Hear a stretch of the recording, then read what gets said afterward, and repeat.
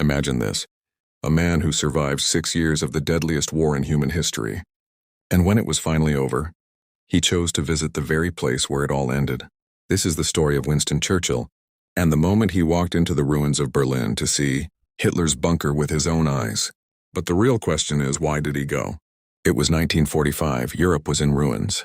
Entire cities had been reduced to dust and millions of lives were lost. World War II was finally coming to an end. Berlin had turned into a ghost city. Buildings collapsed, streets silent, and most importantly, Adolf Hitler was dead. To the world, the story was over. But for Churchill, it wasn't that simple. Many people believe Churchill went to Berlin looking for secret documents, or perhaps some kind of war trophy. But that's not the truth. He went for something much deeper. He went for closure. After 6 long years of leading a nation through fire, he needed to see it for himself. He needed to truly believe that the nightmare was finally over. When Churchill arrived in Berlin, he ignored all official briefings. There were no speeches and no grand ceremonies. Instead, he went straight to the Reich Chancellery Garden. This was the exact place where Hitler's body had been burned.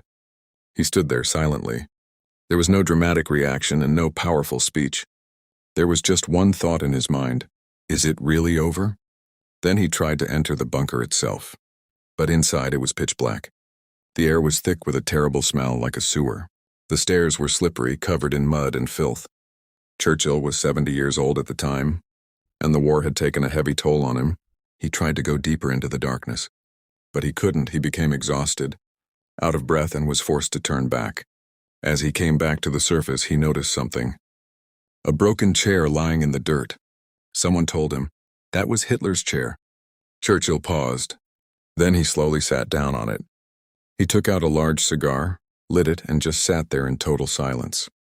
Later, Churchill said something remarkable.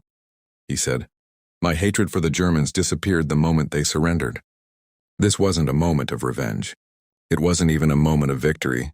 It was something far more human. A quiet realization that said, I survived and it's finally over. Sometimes history isn't just about battles and victories. Sometimes it's about what a person feels at the very end of it all. And for Churchill, that visit to Berlin wasn't just the end of a war. It was the end of a nightmare.